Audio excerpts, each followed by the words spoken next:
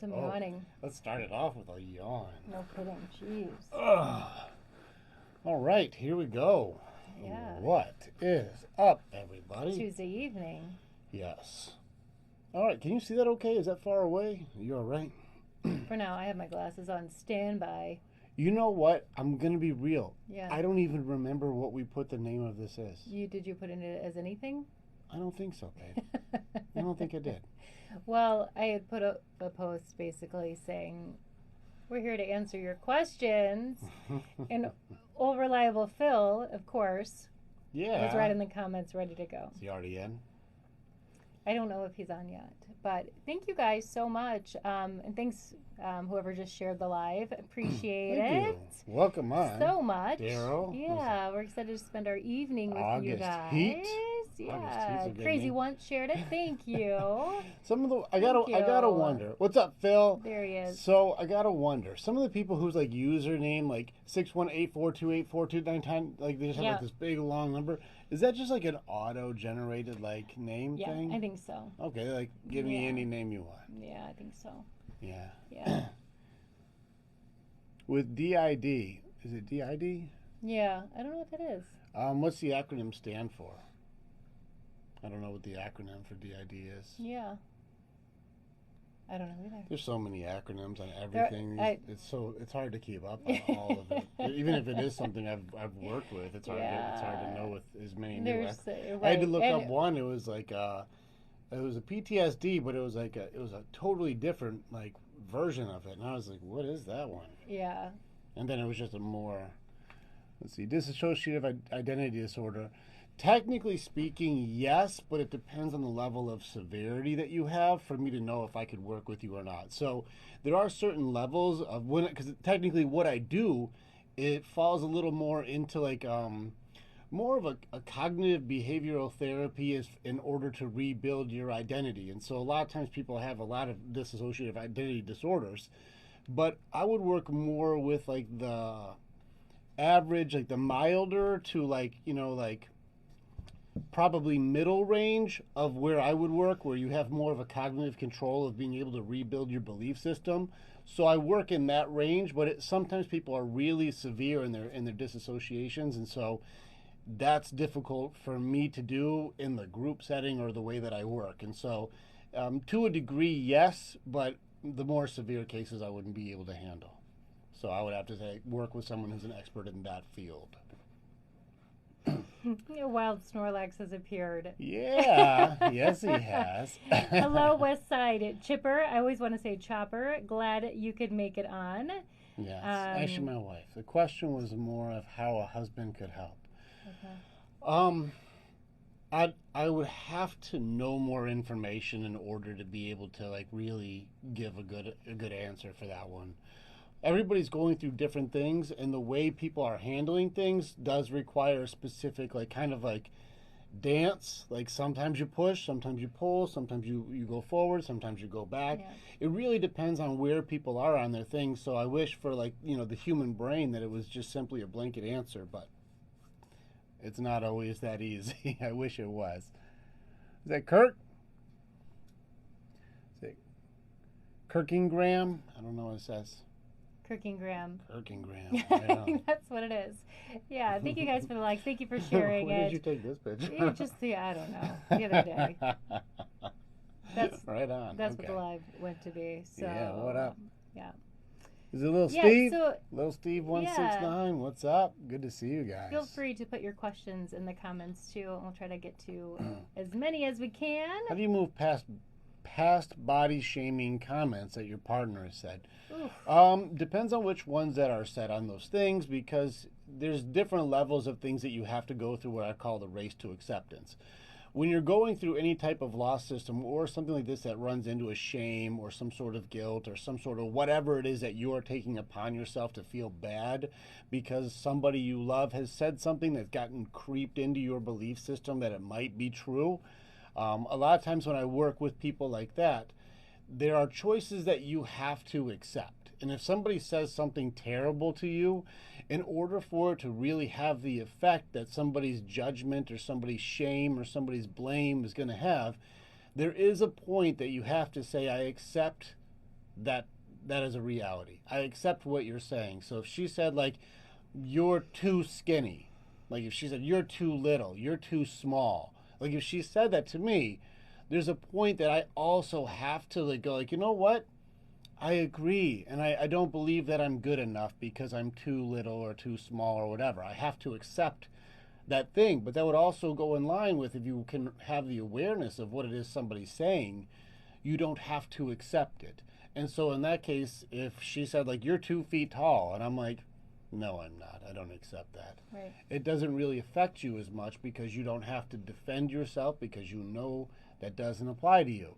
The only way that it really hurts people is if there is a degree of truth to it, and then you start accepting it, and then it starts to really mess with your mind and mess with your confidence. It would just depend on what it is, though, because if it's a controllable, control it. And if it's not a controllable, accept it. Whatever. Who cares? You're the best you that's ever existed, so be okay with it. Mm-hmm. Snad Snorlax said, can you explain separating mother-childhood bonds from behaviors in a relationship?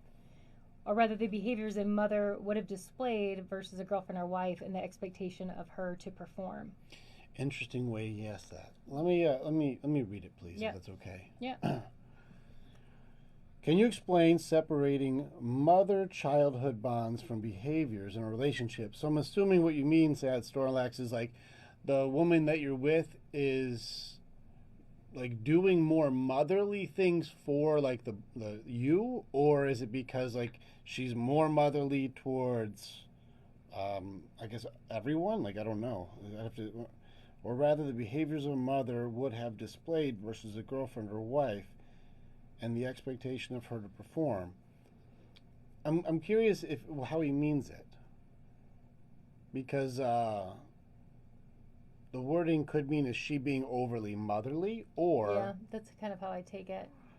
Because it's a difficult thing that happens, and unfortunately, let's see, absent mother in youth and getting stuck in the cycle. Snorlax, is this for you, or this is how she's being? Who's she being it toward? I have to know, like is this her just doing it to everybody, or this is something the way that you're needing something? Like, I'm missing the recipient. Like, who's the receiver? I'm missing a daddy pick. Yeah, let's do this. Yeah, let's keep this here a little bit because I'm trying to catch the comments here, but I don't know. It's tough because I know there's not a lot of space on here. Yeah. I've been struggling with separating them. The way you're treating her is motherly. Can I bring this guy on? Snorlax, do you have enough people I can just bring him on? Just talk to him. Dang. Separating them, the girlfriend and the mom together, or the issue? Yeah, it's so tough with like such a few amount of like characters to ask this in an easy way. What's up, Ron? Yeah, it's good to talk to you today, man. I'm glad we did. Yeah, Bella, I think Bella was talking about the whole like body shaming thing from somebody else, and good to see you on, Greg. Mm-hmm. Greg's like, it's only true if you accept that it's true, which is true. And she's like, what if you need to lose weight, but it's still disrespectful to someone to, I'm assuming, call you that? And I agree with you. Even if there is some truth to it, and someone says, oh, you're fat or you're ugly, or, and you're like, well, I could probably lose some weight, it still doesn't make it okay for someone to talk to you like that, especially if it's your significant other. That's not okay. Yeah, just golden rule on that one. But yeah. I think that we've fallen more into, like, if it comes to that kind of stuff, encouragement is way better than discouragement. Like, she's lost a lot of weight, and I've never gone like, you're fat. I go like, I'm proud of you for all the work you put in, and she keeps putting in the work and keep winning. There's never any shame. I'm very attracted to her. I think she's very beautiful. And she puts in the effort to do a great job, and I'm very proud of her for what she does. And I love you. Love you. There's that too. I'm in love with you, so that makes it easy. So I think it's one of those things where I think it's more of how things are said necessarily than whether it's true or not true. Yeah. You know, and I think that's where the communication of some people are just they're a little tough on the way they deliver, even if it's true or whatever, you know? Yeah. I didn't have a mom, for example. How do I separate the behaviors of a wife does versus a mom does? I didn't have a mom.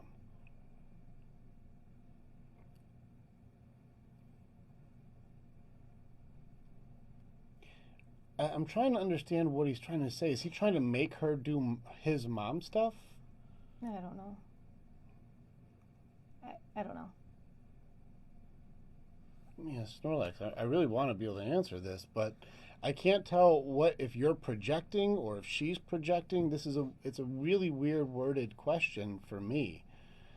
I want to be able to answer authentically, but I want to make sure that I'm not like making too many assumptions and then starting to go in a direction that's not correct, you know?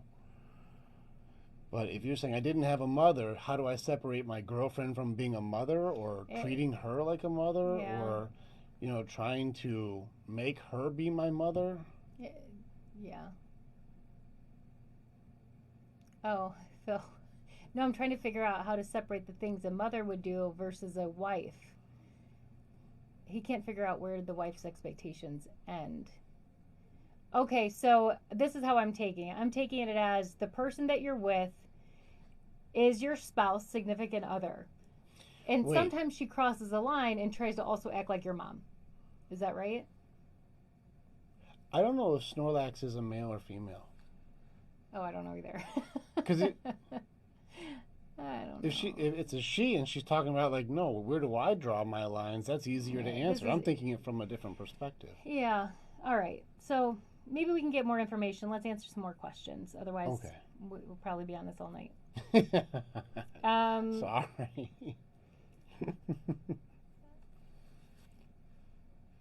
Okay. I have a friend who falls in love too easily to the point where he donated his kidney to his ex. Oh, no. Yeah. Any words of advice for him? Don't do that anymore because you only have one kidney left. That's not, I guess this is the part where I would ask him, like, what is it you're trying to get? Like, if you're going to keep giving even to the point of body parts for somebody who's not going to be there for you, what is it that you're seeking? Like, what are you trying to fulfill in your life that you think that giving kidneys and stuff is going to work? I don't see that being a winning strategy ever. And I would suggest don't give any more body parts or organs away to anyone who's you're not married to or is not your kid, I guess. And I think that's an extreme situation, but there are people that fall very quickly and just kind of latch on real quick to things. And that can definitely be harmful and destructive at the same time. Also, desperation is not a very attractive trait. Yeah. Not for anybody. Like, people don't find desperation sexy. You know, it might be nice at first to be like lost puppy dog, but after a while it gets kind of old. So I would probably work on like finding his own confidence, figuring out his authenticity for himself, and knowing where his standards and his boundaries should be so he doesn't start sacrificing way too much for people who aren't going to be there for him. Yeah. That doesn't seem like a very healthy strategy. Yeah. Don't give any more organs, man. Westside Chipper says, I don't know if I have ever truly forgiven anyone in my life, just doing what I was told to do when you forgive. Can you, say it again, please. I'm so sorry. I don't know if I've ever truly forgiven anyone in my life, just doing what I was told you do when you do forgive. So, Westside Chipper, does this fall more under like a shame system? Like, say you're sorry and mean it, but you really don't mean it?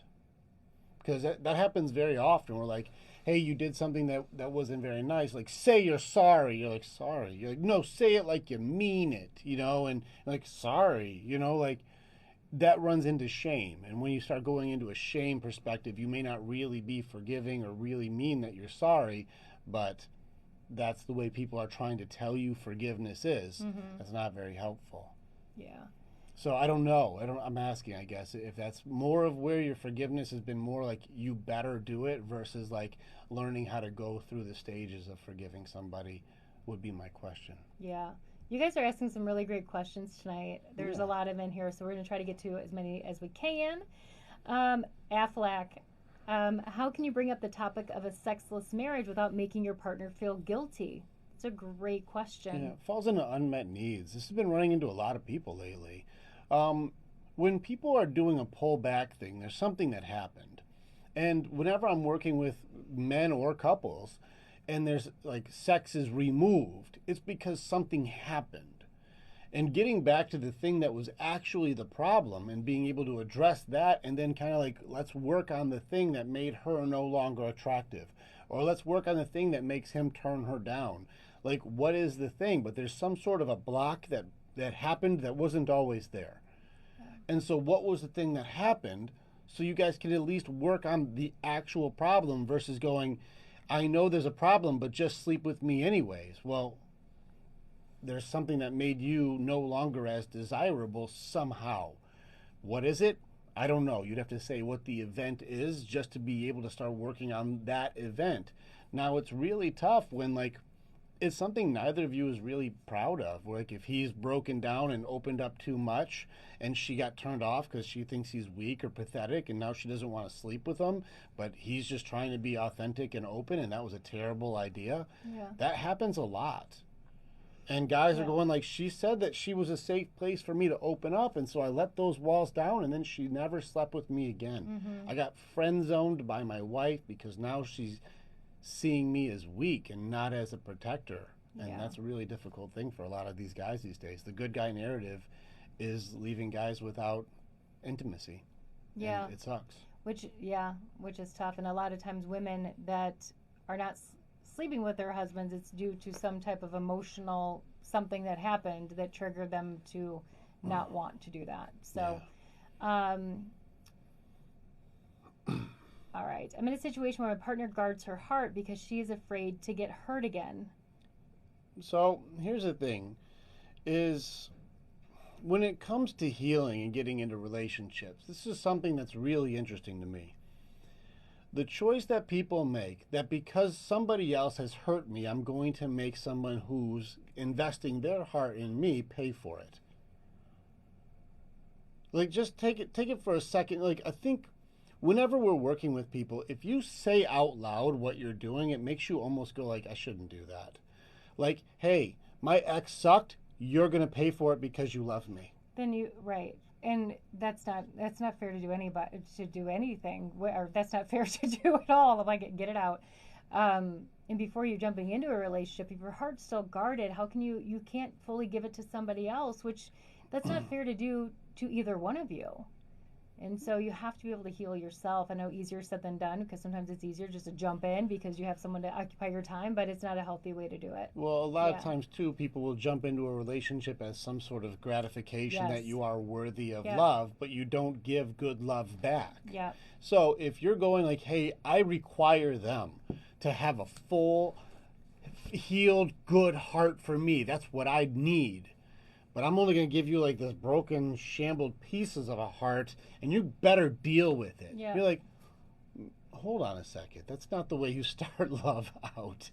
If you're going to put blame and shame and expectations, and you're going to put all these assumptions, and you're going to add all these things to somebody from things that another person did, you're on a countdown to just hurting that person, breaking their trust, and then making it so you're just continuing poisoning other people with your poison that you have. I would say it's probably a good idea to be able to try and heal yourself and give a real, authentic, open version of your heart versus just the broken pieces and saying, you better deal with it. It doesn't work. It's one of those, it's just hurt given to hurt. Yeah, absolutely. So really quick, Derwing Gonzalez Jr. Yes, I just looked at your page. You have enough viewers to go live with us if you and your wife want to go live with us and kind of help. We can help work some things out. He said, can we go to live together? Me and my wife are in a rut, and how do I beg for help without shaming? Hit the button. We can do it now, or we can do it later. So until we hear from you, we're going to keep going because, again, there's so many great questions tonight.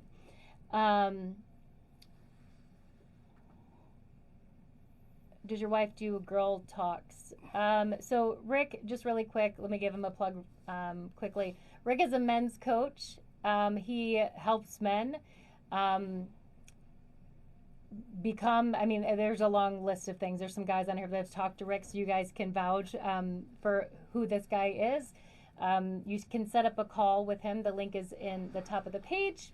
But he really helps men in so many different areas of their lives, relationship issues. But the coolest thing is that in the men's group that he has, he brings all these guys together. It's done virtually. And they're able to have each other's backs, to grow together, to create this bond together with each other. Sorry, I'm getting distracted. So, I don't know how to get them on either. Yeah, I don't know. So basically, it's men coming together to create a strong bond, to have an outlet together. A lot of these men are going through very similar things, whether it's going through loss, being a military vet, or relationship issues, divorce, custody issues. I mean, their list goes on. There's so many different reasons that these men reach out to Rick and schedule an appointment. And honestly, I would say if you're on the fence, I highly recommend just scheduling the call. You're asking for your wife. I don't mind having a conversation with her. We do help couples. We just started this. We have 3 couples that we're working with now, and he does the session and the layout of how things are going to go, and I help support the wives to make sure that they're encouraging their husbands throughout the class. So well said, babe. Good job. So anyway, Derwing, I don't know how to get you on. If you can figure out a button, because people jump on. There you are, my dude. Let's try it. So you guys, we've never done this before. We will get to your questions. Hey, can you hear us? How are you? Okay. Yes, I can. Can you hear me? Just a second.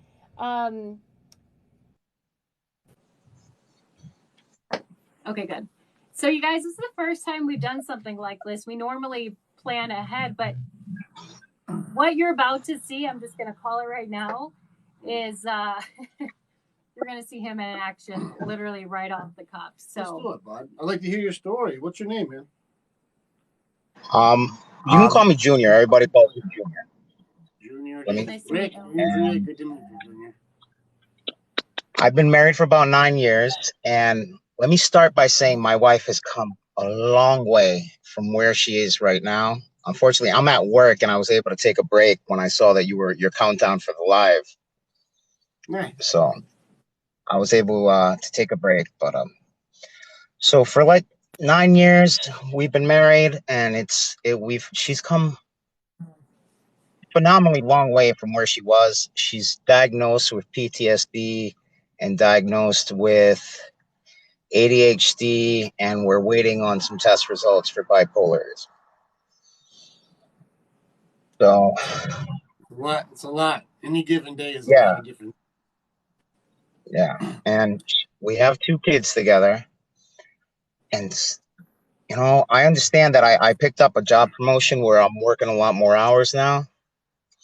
But even before, like, I've cut my hours down now. But before, she was a rock star. She was getting up with the kids every day. She was doing great. And then she kind of hit this rut where now it's just a struggle to get her out of the bed in the mornings. And then, I mean, like, trying. I don't know. I'm trying so hard to figure out how to help her. And then I catch myself where I'm shaming her. It's not what I want to do. How so? What do you mean? Well, this is where I wonder if I'm being over the top or she's too sensitive. But I mean, I'll sit there. For example, you said you're going to get up in 5 minutes. It's been 20 to an hour now. Oh, hey, hon, it's 2:00 in the afternoon. Please, can you get up and help me now? I've been asking for a while. And so I catch myself saying things like that, or almost like putting her on a timer, so to speak. Yeah, well, because you want her to be accountable to what she said, right? Yes, but now it's gotten worse now. She was getting better at it, but she's got a mouth like a sailor on her. And I was never brought up that way. So she doesn't understand how just adding she sees it as not swearing at me, but she's just including swears in every other word. What part of the country are you in, Junior? I'm sorry? What part of the country are you in? I'm in Rhode Island. Okay, so it's going to be more like that Boston, New York area kind of thing. It's going to be a little tougher, just tougher people in the area, right? Okay. Yeah. Because I've got some Boston I'm from Puerto Rico myself. Okay, so I got some Boston people that sound like they're real angry, but that's just how they talk. They're even if they're in the best mood ever, it sounds angry. So, like, I know what you mean, where it sounds like she's being really aggressive. And growing up in Sparta, it sounds like people can be being mean even if they're just talking normal to themselves.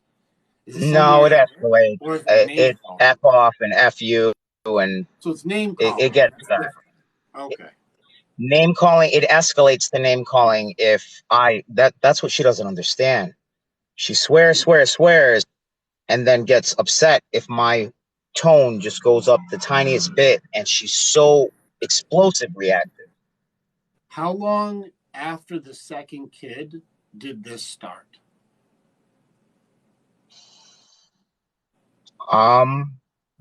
It started at the first one, honestly, and then got worse with the second. Did she have postpartum depression when she had the first kid? Yeah. Okay. Very much so. And she never really broke out of this, and so from the first kid, it just kind of kept going that direction, which meant as soon as she had the second kid, it almost just turned it up. Yeah, because everything that you are saying, it sounds like she's in depression, like she's depressed. You know, because that's not ADHD, that's not PTSD, and it could end up being bipolar, but it really just sounds like depression. Like there's a lot of like hurt. There's a book from Don Miguel Ruiz called The Four Agreements, and what you start seeing is when people start projecting pain and hurt onto others, is because hurt people will hurt people. And so what she's doing is she's pushing how much she shames herself and how much she's putting herself down, which I can only imagine is, I'm a bad mother, I'm a bad wife, I'm a bad person, I suck, what's the point? And anything that you do to try to even like push her is just a reminder that she's got all of this emotional baggage on her shoulders to make it so that even if you go, babe, I believe in you, she's like, well, what the hell are you doing that for? You know I'm not worth believing in, because she's in her own hurt. And the hard thing is, it's going to be difficult for you to pull her out of that, because you're going to have to be like, it's depression. I'll give you an example. Depression is like this. It's like, imagine that all of the stuff that we are, like we have a backpack that holds who we are, our good stuff and our bad stuff. And depression is like putting 200 pounds of garbage on top of who you are. So when they wake up in the morning, they've got just 200 pounds on their shoulders just waking up, which makes it hard to breathe, hard to move. And just going to the bathroom takes like all the energy you got for the day. And so you're seeing her just go to the bathroom and be like, oh my gosh, that was, oh. And you're like, babe, let's go to the bathroom. Stop. I got to go to work. We're taking care of the kids. I got to do this stuff. I got to do this stuff. And you're complaining about the bathroom? Come on. But really, that took everything that she had to do it. And it looks like laziness from people who don't understand. It looks like you're just being lazy. Why aren't you doing what you're supposed to do? But she's got an emotional, like hundreds of pounds on her back. So like she just feels terrible, because anything that she does, she knows is going to be not to the caliber that she wants it to be, which increases the shame system, which is her self beat down. Now, the hard thing is any of this your fault? No. None of this is your fault. Some of it. Well, you're the punching bag now. Tell me the I know I need to apologize for last night. I definitely need to apologize for last night, because I should have walked away, and she was in the middle of her F you, screw you, and I lost it. Instead of walking away, I'm just hollering at her, and I threw every single ounce of, look what you did. This is you. Look at this mirror of you and what you're doing to me, and how can you not see it? And she just shut down at that point. And I definitely need to owe her an apology. I'm just waiting for my therapist appointment tomorrow to get some better words. That's fair. Here's I guess the thing for both of you. You're both taking so much pain all day. All day. You're taking her hurt. She's projecting it on you. And she actually, the way it sounds, hates herself for how mean she is to you. But you really, as a human being, we can only take so much. Like, we just got to be real here. Everybody can only take so much. The breaking point, I even told her, like, I had an idea for what I wanted to do for Father's Day. She asked me, and I kind of talked to her the other day, and I'm like, honestly, I scrapped that idea. I want one day of kindness. I want one day where you wake up and make breakfast and don't swear at me. Just one day where you just are nice to me. And just to kind of like let her know, like, that's really all I want. It's gotten that bad. Yeah. That's heavy, bud. It's a lot to go through, especially because you're trying to be good and you're taking damage for being kind. And you can only take so much until you're not being nice anymore. It's fair. No, I can feel the resentment, and I feel the resentment just bubbling like a fire. Yeah, which is fair. What is your outlet that you do to take your steam off, bud? I don't get one. I work 60 hours a week. I run off 4 hours sleep because I get up with the kids after getting out of work at 1 a.m. Like, I clean the house, I do the dishes, I do the laundry. And then you get shit on for it. Yeah, and then every day it's just a constant begging, fight, war to get her out of the bed. And then mind you, like she sleeps at 11 o'clock or midnight, and meanwhile I don't get out until 3 a.m, but I'm still up at 7:30 with those kids. And the resentment is just so building, and I don't have the out. Yeah, and it's not fair, which is going to build up anger because injustice creates anger, and it's not right. You want your wife, and you want a mom who's going to be a mom. And you guys got into this because you were trying to find love, and you're not. And I know she's got it in her because I've seen it. Who is she? Is she working with someone to try and get through these things, or is she just staying in bed? She has her own therapist that she does talk to, and I'm not familiar with what he does. I have another therapist that actually took me on pro bono through a Christian radio station that I was listening to. And he's been working with us more on a one-on-one basis, and his specialty is like how parents affect us now and this resolving with that unresolved stuff. And she's got plenty of that. I mean, her father passed away before she could even resolve it, passed away less than 2 years ago, and he pretty much abandoned her. And then from there, she never had a solid father figure. And then, I mean, I hear her all the time where she throws little comments about how great my dad is, and that she didn't have what I had growing up. Mind you, I'm like, my pops left me too at some point. Yeah. I mean, he stuck around longer than hers, but so he's working with us on that pain and helping us be better versions of ourselves.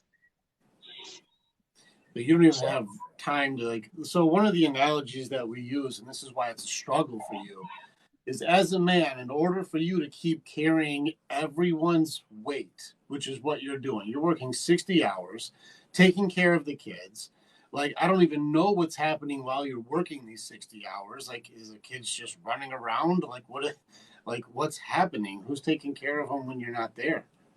I mean, if she's not, she usually goes for car rides up until it's bedtime to visit a friend, hang out with a friend, or at that point they're stuck in front of a TV. Who's the friend? She's got 2 loser friends, and I swear, hanging out with them makes her feel better about herself. And one's a female, one's a gay guy, and just neither one of them got their life set together. So compared to them, she's doing great. But it's more negativity, more negativity, more negativity. How old are your kids? 7 and 2. Oh, let's say 8 and 3 because they're almost there. Okay. Dang, 8 and 3. Okay. And the 8-year-old 35 myself. The 8-year-old's probably trying to take on as much as they can to help you, huh? The 8-year-old comes to my defense, and I tell her all the time not to get in the middle of it. She knows it's not right too, though. Yeah. As humans, we have a sense of justice. We know what is right, a lot of times more than who is right. And so she knows that, Dad, that's not right. You keep doing so much, you shouldn't be treated that way. She knows.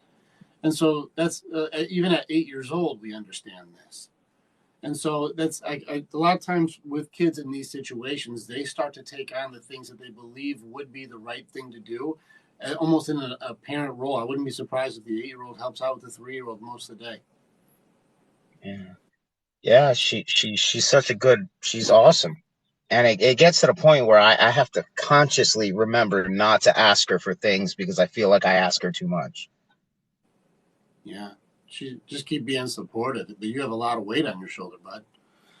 This negative friendship that she has is doing neither of you any favors. Because if she's in her hurt all day and then goes around negative people all day, it's just going to keep refilling that cup of hurt and negative and pain. And you can't really heal if you're around poison all day. God knows. Yes. And then, I mean, family isn't much better because, I mean, we've come through some damage and some trauma, and we canceled some divorce papers, and things got really messy when they were at their worst. Yeah. And we've come milestones from there.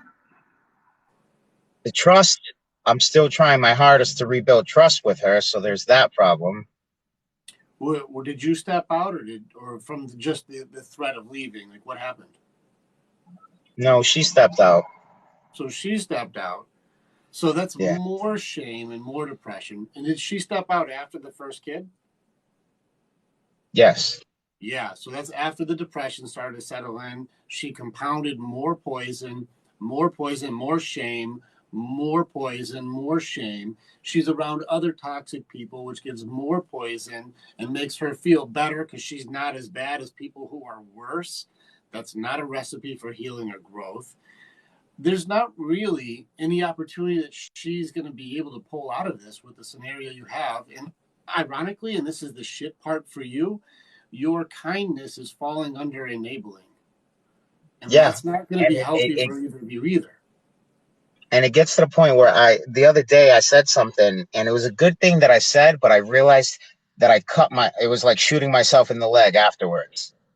Because I was telling her, I'm like, you can keep taking off your wedding ring every time you're angry at me. You can keep doing this, but my marriage means something to me. And like, my father may have not failed that just to be miserable with somebody else in the end. And I'm not going to do that. So, I mean, I created this sense that I'm never going to walk away. And I tell her all the time that there's nothing she can do that's going to make me love her less. Junior, I got a real question for you here. And this is going to be a hard question, okay? What is it that you're getting from this relationship? You're not the only one that's asking that. But I really do want to know, like, you're in a relationship for a reason. We fall in love because there's something that we want from love. And there's something you give and there's something that she gives. What is it that you need that you're getting from this relationship? Sometimes I feel like it's this this like self-sabotage where I don't feel good about myself unless I'm self-martyring myself. I swear I wonder sometimes if I'm doing that to myself. If it's just this self-martyr thing that I got going on. Or like the need to be a hero, I guess. Like I wonder if that's my own how's problem. that working out for you? Yeah. Oh, here I am. Like this is one of those things. Is it's like you're trying to scoop the water up to give everybody something to drink, but you have a strainer. You know, so you're not really doing anything. You're doing a lot of work and you're doing a lot of effort, but you're not getting any water. And you know, it's not for lack of trying, but I'm just really wondering. And the kids are also trying to adapt. Yeah, but to answer your question, I see her with the kids and I love it. I wouldn't mind to have another child with her. I love her to death, even though I know right now is a terrible time to even think about that. No, and don't do that. No. But I'm just saying, like, I love her to death. I do. I mean, when she's awesome, she's awesome. I gotta stop you right there. That's the exact sentence that people say when they're in an abusive relationship. When it's bad, but when it's good, it's really good. That's what people in abusive relationships say. But when it's on, it's awesome. But it's only awesome once in a great while. But when it is, it's so good. That's what people in abusive relationships say, men and women. And technically, your heart knows you're in an abusive relationship, bud. So the question still remains for you to answer. What are you getting from this relationship that you need? Sometimes I feel like it's just a babysitter at night so I can go to work.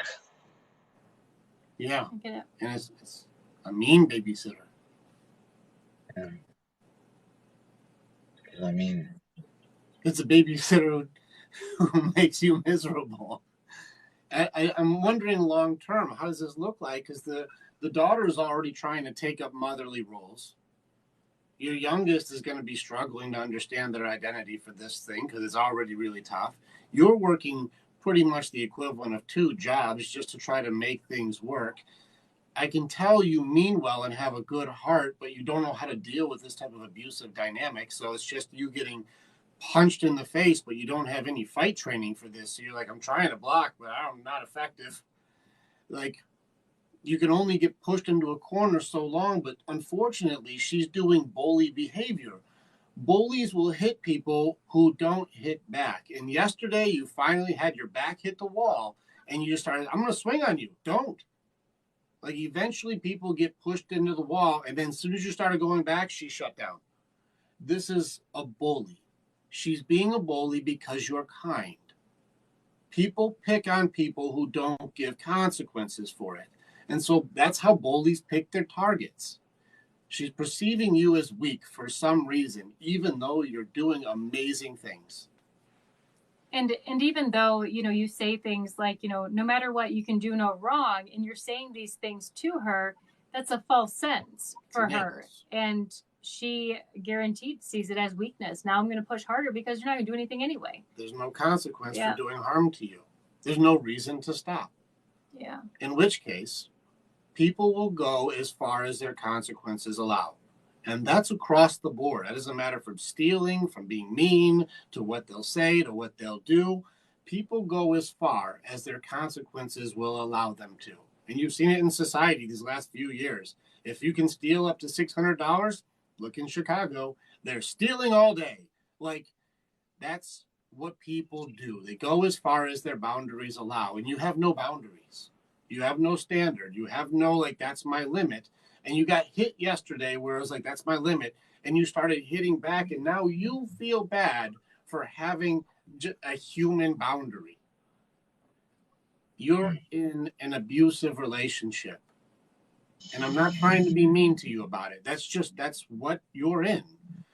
And so it really is the question of what are you getting from this that you need for love and appreciation and growth and health? What are you getting from this relationship that you need? Yeah. No, I understand. You might have to write it down and try like filling it out, because like right now you have a blank piece of paper and it's probably going to be blank for a while. But this is where the choices come in. Is like, how long do you stay in an abusive relationship for the kids? Because the kids are only going to know abuse also. You're enabling the abuser to be an abuser. It doesn't stop if you keep enabling. So you're going to have to figure that out for yourself, because right now you're the paycheck that enables her to abuse you. Yeah. I mean, I've done some pushback stuff, and honestly, at this point, I was already thinking about giving her some space and just spacing myself. Last time, I put myself on the couch for a month straight, and I was just like, you know what? You need space. I need space. How'd it work? Put myself on the couch for a month, and it was just, and she would beg me to come back, and I was like, no. Was she nicer when you were on the couch? Things definitely got better after the 30 days. Your boundaries are important, and you having a standard for the treatment you will allow anyone to treat you are important. Being nice and being mean, there's a middle area of just having a standard for do not talk to me this way.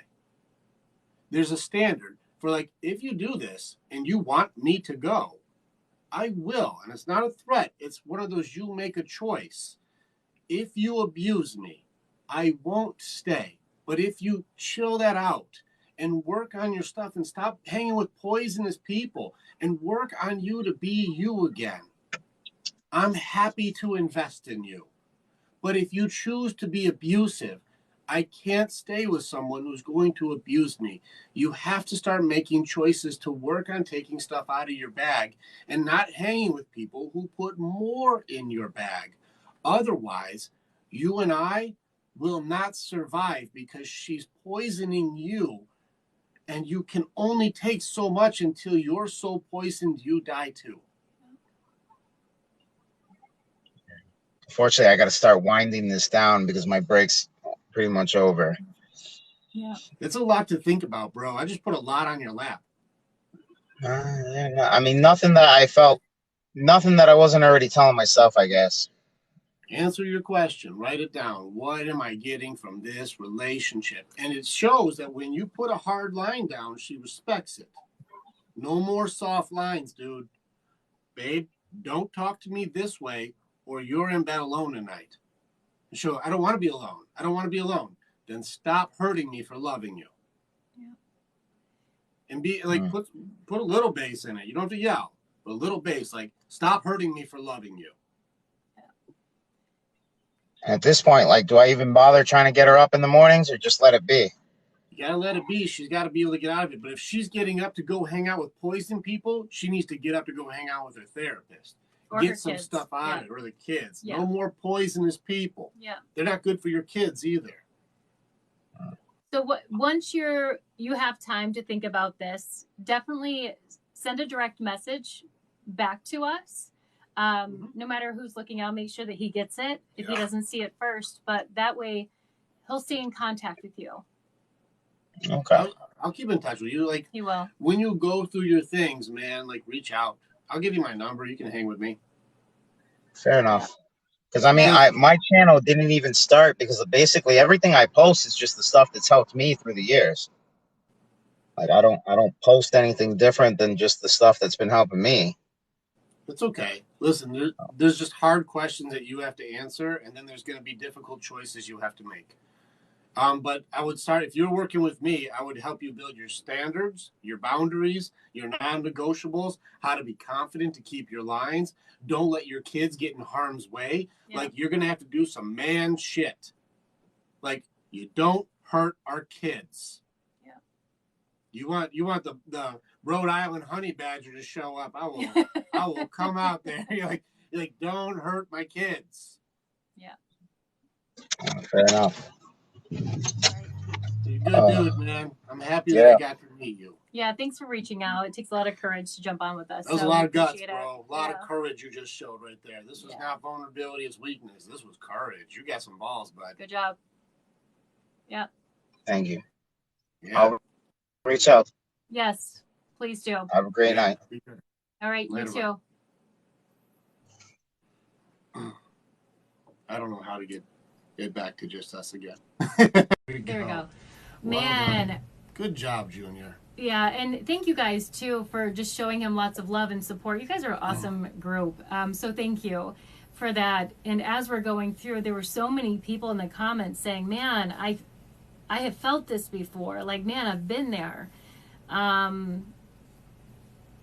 Yeah, that was tough. That is tough to hear. That's some heavy things too. He's taking on the burden of the people that he loves, but he's being abused for loving them, and that's a really difficult position to be in. Yeah. Corsican Cat, what made me wise on this topic? Reading and experience. I work with this stuff a lot. There's a lot of, I've got a lot of training, man. I mean, the reality is people go on, like, what are your, like, you want me to go through all the books and all the certifications and all the schooling? Nobody cares. Like, does it work or does it not work? That's all people care about. Yeah. The results that he's been able to have with men are truly incredible. I mean, the group of men, I mean, he has a couple different classes that he runs. The group of men is fantastic. But, you know, I'll throw this up for a second because I know this is impressive for people. This thing right here is something that he created. He took this, sent it to a psychiatrist or psychologist, an author, and said, "Hey, let's talk about it." The guy was blown away. He's like, "I've never looked at it like this before." And so there's, I mean, notebooks all around our house. Like, you can get up at 3 o'clock in the morning and he's writing feverishly through the night. This guy is a genius. And I'm not saying that in like, oh yeah, everybody's a genius. Like, he's a genius when it comes to personal development and specifically helping men. Like, unlike anything you've ever seen. And for the guys that are on that have had a call, you can vouch for this. Not only is he there for his guys 100% of the time, he has a heart of gold. And he's helping people, he's helping men on a much bigger scale that we don't even talk about. So it's a really, really good thing. Daniel, just so you know, you don't have to wait for her to sign papers for you to move on with your life. No. So all you got to do is file. You can still work for you and still work on your stuff. But you don't have to wait for her for you to start doing self-care. Just saying, like, you don't. No, just you can file, take it to the court, and then have someone serve her. That was good, babe. If you see any more of those, I'm okay with throwing those up. That took a lot of courage. Yeah, that was really great. I hope this doesn't mess this up. Can you say where the shift happened where men have been and masses have been abused? That's a great question. Can you repeat it? When, hopefully this can, hey Phil, once I just did that, can you hear better or is this the same? Like, let me know if it sounds better or the same. Okay, so the question is when was the shift that things started to change where, like, guys started to, like, get abused?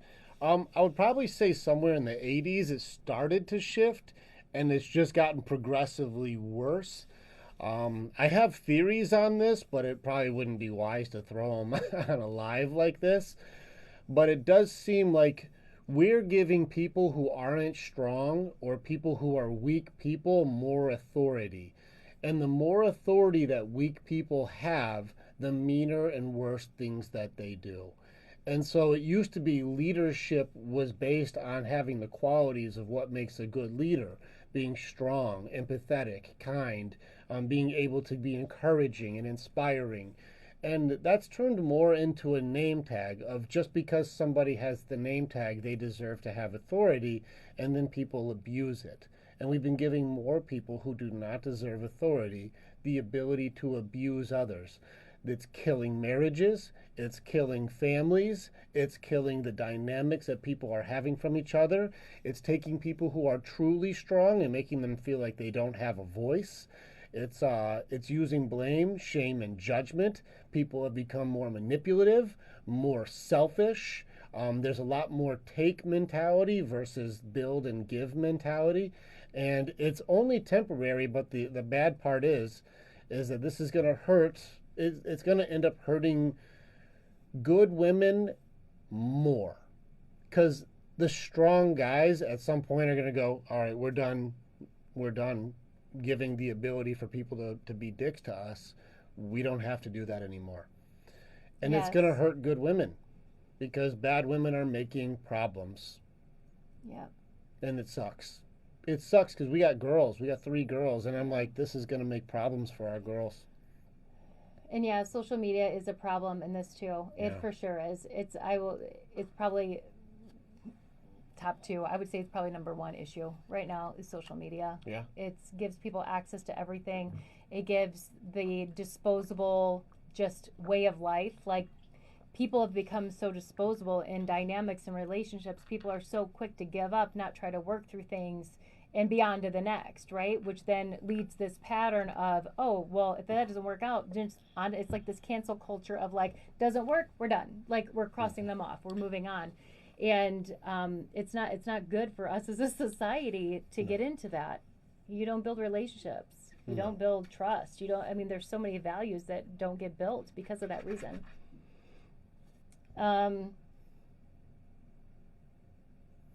Yeah. Well, and it goes both ways. Social media is a problem with this because guys inboxing married women all the time.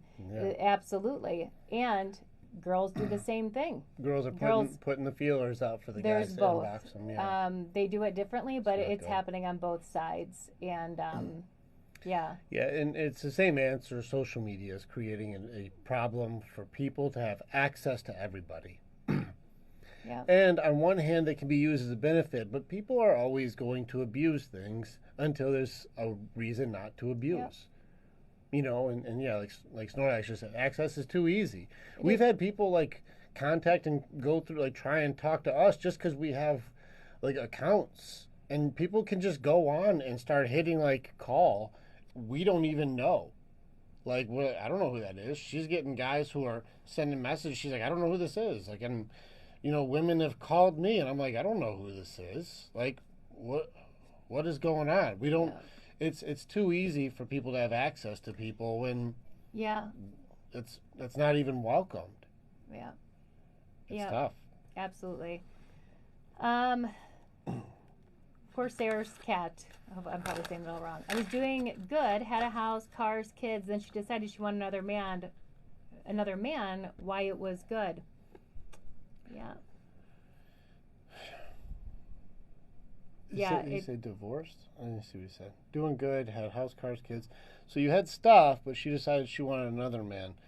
I'd have to know slightly more of the story to understand, like, if it was something that was just like, because there is a big push where women think that they can keep upgrading up the hypergamy chain without ever improving themselves. But they wouldn't know what a good guy was, and if one was standing in front of them. How could you if you're not putting work in yourself or even in a relationship? Yeah. Again, like everything is just surface. There's no depth to anything. Yeah. Someone said it introduces the better out there mentality. Yeah, the interesting thing about that, though, is that, people are jumping and, the grass is going to be greener, or I'm not going to deal with this. Now I'm going to now I'm going to be with somebody else. Okay, I can tell you, how are the guys doing? What is the guys that you coach that are in the dating scene? What are they saying? They don't stay in the dating scene long. The online dating world has become toxic now. It's a place where mostly the bottom feeders stay. And so whenever anybody is in the dating scene, it's only just the low-hanging fruit. And so people don't stay in the dating scene very long. They'll go out and they'll go on a few dates and realize this is a mess. And so, like, the good women and the good men are not going to be in those areas very long.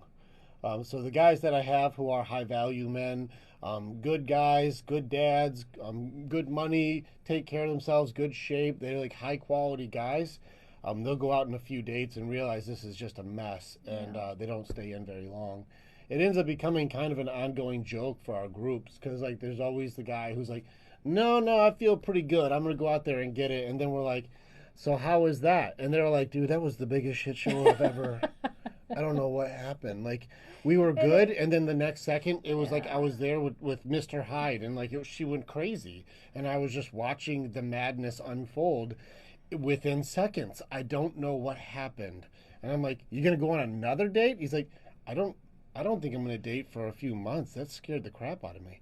Like, can I get like regular people?" But whenever my guys get stronger with themselves, they start pursuing things they enjoy. They start getting into the stuff that makes them feel fulfilled and happy. I don't care if it's going hiking or meeting new people at like a cool event or getting on a bowling team or, you know, just doing stuff. You just start doing things that you like, and you'll find people who are also doing things that you like. Ironically, anything over 35 or even 30 probably, you're going to start looking more for people who are damaged like you versus somebody who really is like whole and good, because they're going to be like, listen, I got cheated on. I never want to have that experience. I never want to cheat on anybody. They're like, me too. I'd never cheat because that was the worst thing that's ever happened to me. And they go like, it seems like we've got loyalty down. That was a problem for both of us. So let's date. Yeah. We both have matching baggage. Yeah. Dave Struction said, honestly, I'm glad I'm married and don't have to date. I couldn't imagine dating now. Nor can I. If something happened, heaven forbid, something happened between him and I think I would be single for the rest of my life. I would not have the patience, nor I would just be done. I'm a tough act to follow. Yeah, you are. Do we know this person? No. Marvel Fan 9. I don't know them. And they're gone. Sorry. Yeah, if you want to go live with us, let us know first so we can know who you are. Yeah. I went to Alaska 3 weeks ago doing stuff I like. Good for you. Yeah. That is awesome. Just travel, live your life the way you want to. Yeah. Here's one thing. Let me give you guys a little bit of a story here. This is something for my guys and some of the women too, for sure. One of the hardest things for guys, especially if you're single or whatever, is trying to figure out your place in this world. Trying to figure out your purpose. It is one of the driving forces that make us feel like existence matters. And this is a really, really tough thing. This is a tough thing for guys, is to figure out, or even everybody, what's my purpose? I'm going to give you a small story here about even for us. We started a group when I was working at Verizon Wireless. I was a guy who transferred your phone numbers. Listen, I'll tell you some map stuff in a little bit, but I'll tell you why I don't do the map stuff live, and I'll show you why. It's really complicated. So when I met her, I was working at Verizon, and we started a group called Just a Mile a Day. With only 500 people in this group, I felt very confident that this idea would be strong enough that I could just jump all in on this thing. So I quit my job, emptied my retirement, and said, we're doing this thing. We built the group up to like 9,000 people. Algorithms changed, went to about 5,000 people. That's where it stays, about there. We were selling shirts, creating things, going and going and going, and people kept wanting to evolve. And they're like, well, I've been doing 1 mile a day, but what's next? And I said, you know what? We can make a workout plan for beginners, just for starting off. So I created a workout plan called Jam the Excuses. We fought the excuses. Jam was just a mile, so we used Jam for everything. Jam the excuses. So we created that 33 weeks of unique workouts. Took like a year to build the thing. We started selling those. We had a little bit of success, but not a lot of success. People are like, hey, now what I want is I want to be able to go harder. I think I'm ready for the advanced. I'm like, I don't know. At that point, I was doing 400 rep workouts just to see what happens, testing myself out. I'm like, I'll make the workout that I do. Let's see how it goes. I made that, and like only like 10 people have ever been able to complete it. So that didn't succeed very well because it was too hard. So we're working mostly with this and this. At that point, I released my book for Everything is a Choice, and I'm going that direction with things. So I start working with people like this, creating the Everything is a Choice program, and I'm working with females at first. But for some reason, the way that the teaching was going, females would start off very, very strong. And then there would be some sort of a self-sabotaging system that would make them destroy all of their stuff. I didn't understand why this system was there, and I would ask other female coaches and other therapists and other people who work with women, are you seeing the same results? And they were saying yes, and I was getting varying answers.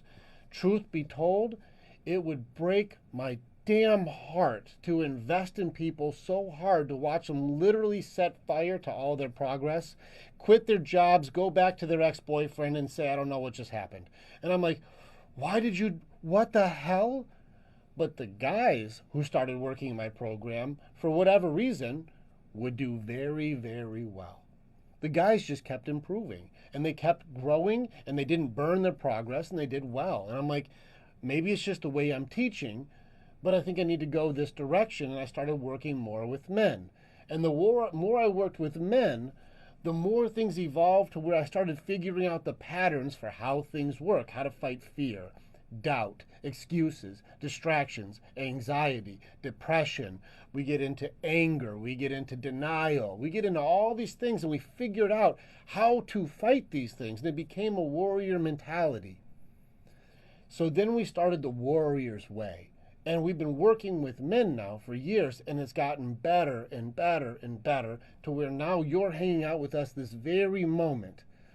The reason I'm telling you this story is because it started with something completely different, had nothing at all to do with this, which means I have found my purpose in what I'm meant to do in this life by going on this journey of just taking steps into the unknown, into I don't know what's next. I'm just going to keep doing what I'm trying to do best here is help people. How do I get better at it? How do I improve? How do I become a better man for her? How do I become better for these girls? How do I keep improving? And I just kept going into step after step after step after step into the unknown.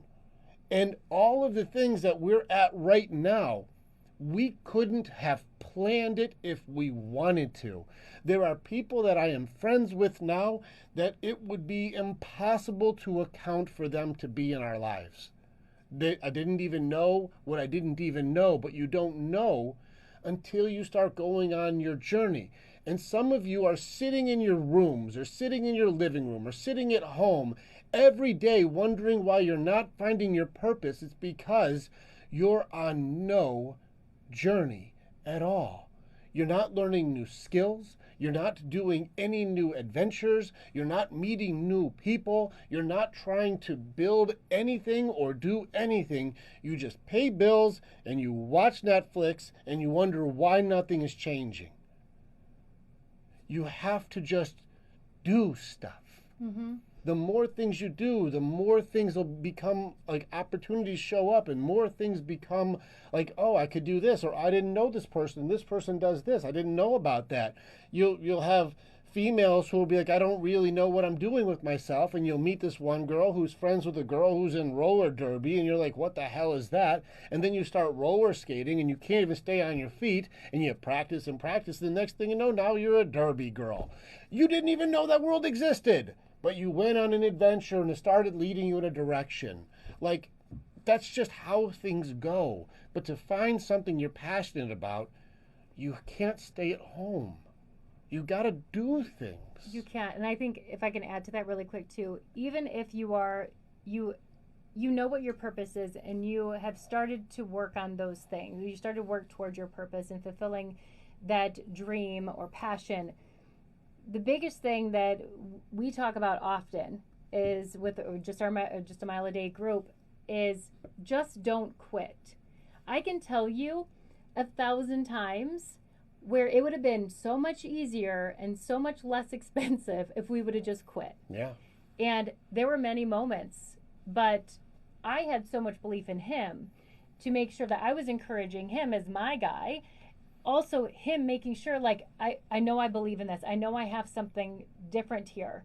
And it was, probably 4 years of just losing money and failing forward every single time. But the amount of people that actually make it are the people, of course, that do not quit. Stop quitting so easily. it's going to be tough. It's something that you have to expect, that things are going to be tough when you're working on your passion and your purpose. Are you passionate enough about it that you don't stop? You're going to hit some road bumps along the way. That's expected. But don't quit. All right, this is for the domesticated good guy. All right, I'm going to use your map for you, bud. And then I have a question. Everything starts with your belief system. Your belief system is attached to how much potential you have. Your potential is attached to your identity. Your potential you put into something is going to show you how much effort you put in. The effort will give you results. The results then fuel how much you believe in your attitude towards what it is you're doing. Your belief then gets reintegrated into how much potential you have. You're going to put how much potential into your energy, or how much effort you put in. The more effort you put in, the more results you get, which keeps fueling your attitude and belief. And it keeps going in a circle here. So what ends up happening is you're going to have a belief that you can do it. And then that belief is going to go to how much potential you believe you have. That amount that you believe you have goes into how much effort you put into what it is. If you want massive results, you got to put in massive effort. If you want a little bit of results, you put a little bit of effort. Just put your toe in the water, and you're going to get a little bit of results, which gives you a little bit of belief, or makes you not believe and start doubting. If you want to know what you're worth, go all in for it. Go for it. Give it your best. Put some effort in. And the only way you fail is when you quit. That's it. Do I sell the map? No, I teach the map to my coaches. I teach the map only to them. This is a very useful tool to people who understand it. It's also a very dangerous tool to people who don't. Mm-hmm. If I go into the love section here and start really breaking in the love, people who are irresponsible can use this to do a lot of harm, saying, do you see how you're not this? Do you see how you're not this? Do you see how you're failing here? When you use something like this as a weapon, you have a lot more opportunity to do harm. And so for anybody who really wants to get a copy of this, have a conversation with me, and if we're a good match and I believe that you are responsible with this and you're not going to do harm, I'll show you how it works. Your hat. I'll show you how it works a little bit, and then I'll be happy to share. But would I just put it out there for everybody? This is confusing if you don't understand it. And I've seen people who are 40-year psychologists. It took them over a week and a half to be able to kind of connect the dots to see if it's correct. And that's a person who's been doing it for 40 years. So it does take a lot of work to understand what this thing is, but I do train it to my people who I train to train. And so that's a little different.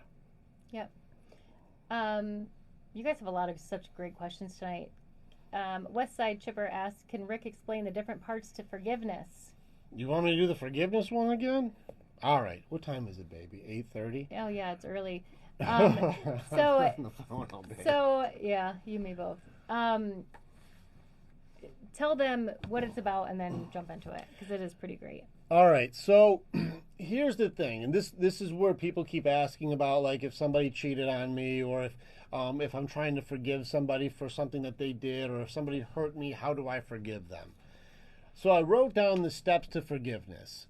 For those of you who want like a good lesson here, not aside from just the stuff we just did for like what your belief systems are for how you do your goal setting or how you find your purpose in life, let's go ahead and do it. Phil likes this. We'll go deep, Phil. Philip, we'll go deep, bud. All right, so let's go in. This is for couples. This is training, efforts. You can keep my eye on the questions too, so he can answer more when he's done. All right, here's the answer, guys. Just kidding. This is all his writing, all his thoughts. All right, so when people ask me, how do I forgive and how do I get through cheating? Here's what I've broken down. Let's just be real, okay? I'm going to be real for you guys for a second here. When it comes to people who are married or in relationships, there are promises and there are vows. For those of you who think cheating is the only way to break your vow, read your vows again. I promise to love you, honor you, respect you, cherish you, be loyal to you in good times and bad times, sickness and in health. Pay attention, there's a lot more promises than just I'm not going to hump someone else. But you were humping a bunch of people before, so slow down on some things. Let's go into it. Cheating is not about the act, but it's about the broken promise.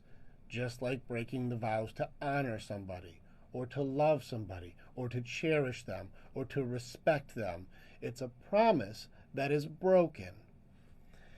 To let go of this broken promise takes forgiveness. Well, what is needed for forgiveness? Acceptance, trust, and there's a choice on the other side. There's atonement, recognizing that the mistake was made, and then making a new agreement.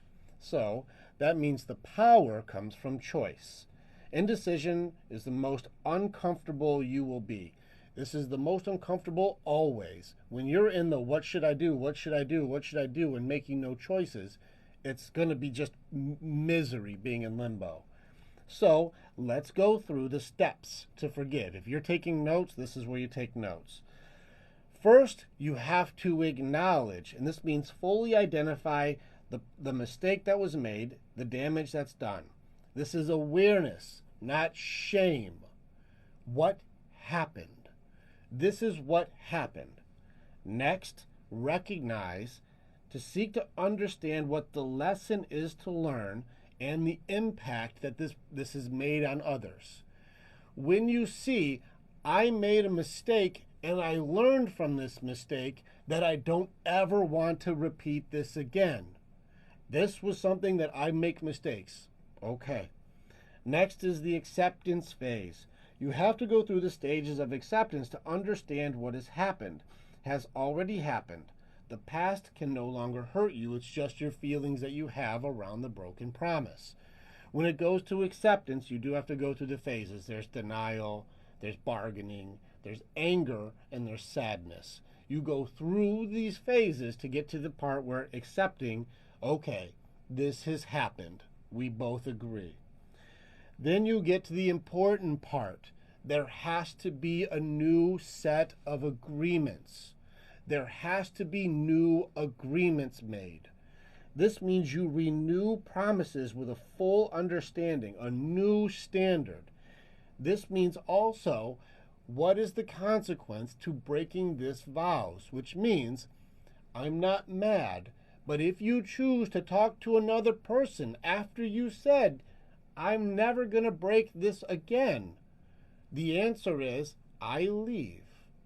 So if you choose to start DMing some other guy or DMing some other girl, that means you want me to go.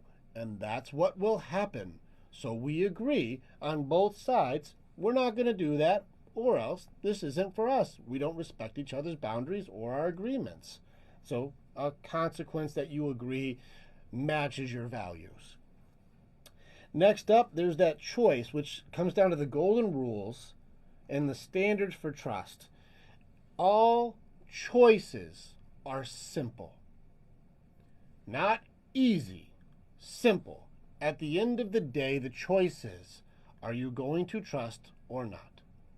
Some people take a very long time to make that decision, but are you going to trust or not? If you're going to, then you do. And if you're not, then you don't. But it's the choice that you make. And then there's the grace period. This means the benefit of the doubt, and you don't bring up the past. You just pay attention to what's happening, because there is a time frame to go, are you doing behaviors that you said you were not going to do again? If people start making the same patterns and the same mistakes and doing the same things that you agreed, if you do them, that means you don't want to be together with me.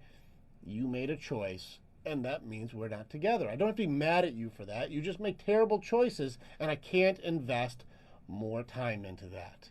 It's not going to work for me, not going to work for you, and we have the most valuable resource that we have in our existence tied up with each other, which is our time. And I'm not going to waste any more with you. Thank you for showing me the value of your character. Now, for those of you who are wondering, on these steps here, there's 6 steps.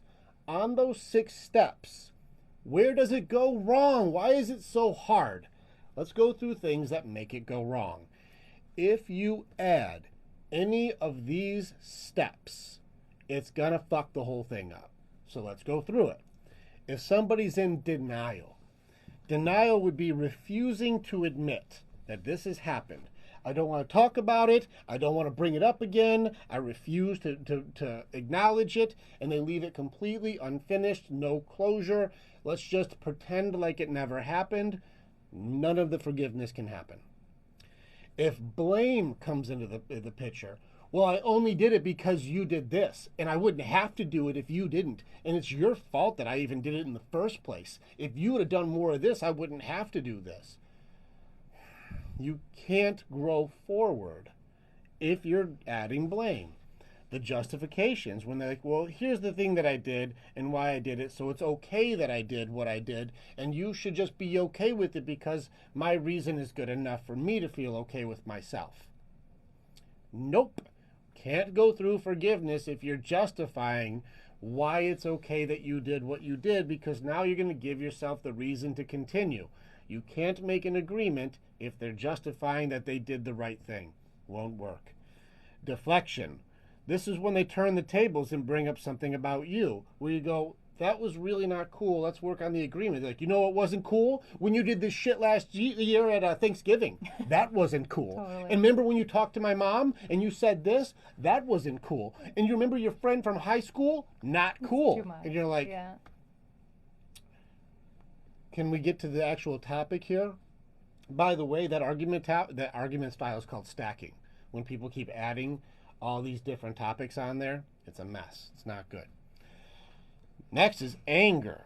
If you add anger to the forgiveness steps, it's going to be hard to rebuild trust. This is either from doing harm or being caught. This is when something has been taken from them. This means they were having their cake and they were eating it too, which means they had endless cake, and you're taking the endless cake away from them.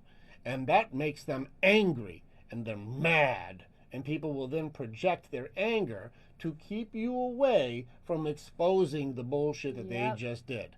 And so they're going to be keeping you distant from them having to be accountable.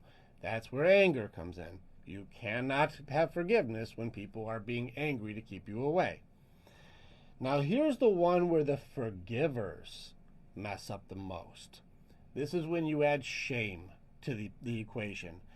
This is when the forgiver will not forgive or move on. They stay and punish over and over with a new sense of authority, that they now have the upper hand in the relationship and they will distribute justice. This is also toxic. There is no love. There is no honor. There is no golden rule. There is no grace, and there is no room for forgiveness.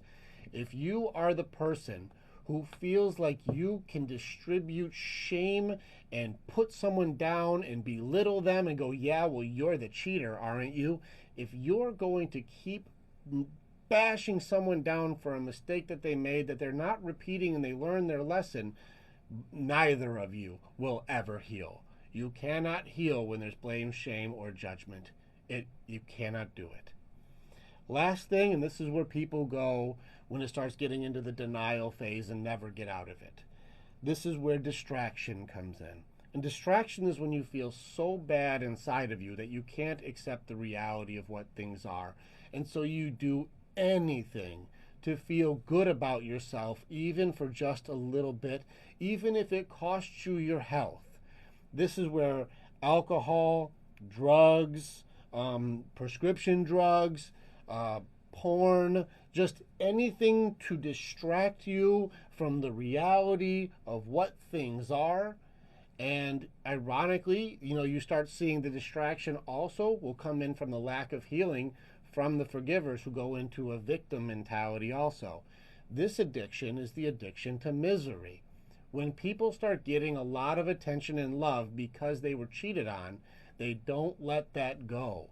And that becomes toxic to their identity, because now the value of their problems is higher than the value of the solution. You cannot let go if you believe that your pain is the reason that you get love.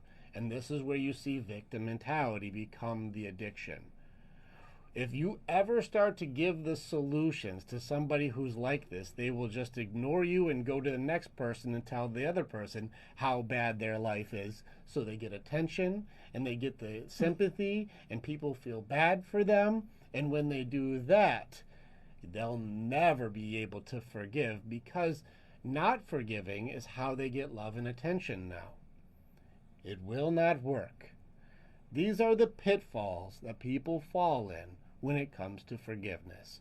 If you remove those steps and you simply go through acknowledgement, recognize, accept, agreements, know that the choice is there, and then go through a grace period of, are we keeping our promise?